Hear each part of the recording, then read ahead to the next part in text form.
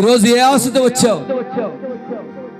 నీ తీర్మానం ఏంటి? మనుషులకు కనపడాలని నీ తీర్మానమా, లేదు నా దేవుడికి కనపడాలని ఒక తీర్మానమా? తీర్మానం చేసుకో బిడ్డ.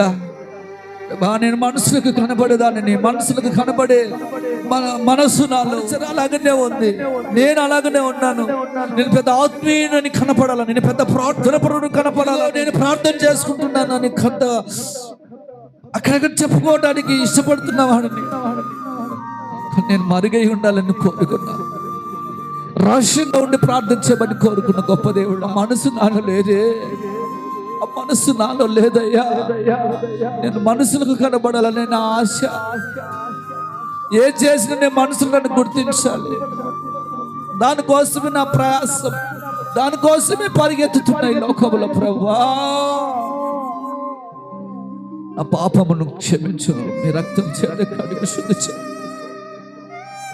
పేదరాలు ప్రభువా 2 కాసులు వేసింది. వేస్తూ వేస్తూ మనసులో కోరుకుంటుంది, నా దేవుడు గుర్తించే చాలు, నా దేవుడు గుర్తించే చాలు అనుకున్నది. కానీ ప్రభా శాస్త్రులు, పరిసరాలు వాళ్ళు ప్రజలకు కనిపించాలని వారు ఆరాడు పడుతూ జీవించి మనస్సు ఆరిది. ఆ మనస్సు నాలో ఉంది ప్రభువా. ఆ మనస్సులో నాలో ప్రభువా నీ వాక్యం సెలవిస్తుంది, ఏ చేసిన మనసులకు కనపడే నిమిత్తం చేయకు బిడ్డ అని. ఆ మనసు నాలో ఉంది.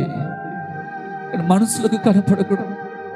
నేను నీ సన్నిలో కనపడాలి, నీ కను దృష్టిలో ఉండాలి. నీ కను దృష్టి నాపై ఉంచు ప్రభువా, నీ మనసు మాపై ఉంచు ప్రభువా. ఈ పరిసరం మీరు ఆశీర్వదించు నాయనా. ఈ పరిసరం మీకు కనపడాలి. ఇది మనుషులకు కనపడే పరిసరం కాదు, ఇది కేవలం నీ కనపడే పరిచర్య, మీ కను దృష్టి కనపడే పరిచర్య. ఇక్కడ కూడిన వారు నీ కనపడే ప్రజలు, మీ సొత్తైన ప్రజలు జ్ఞాపకం చేసుకున్నాయి.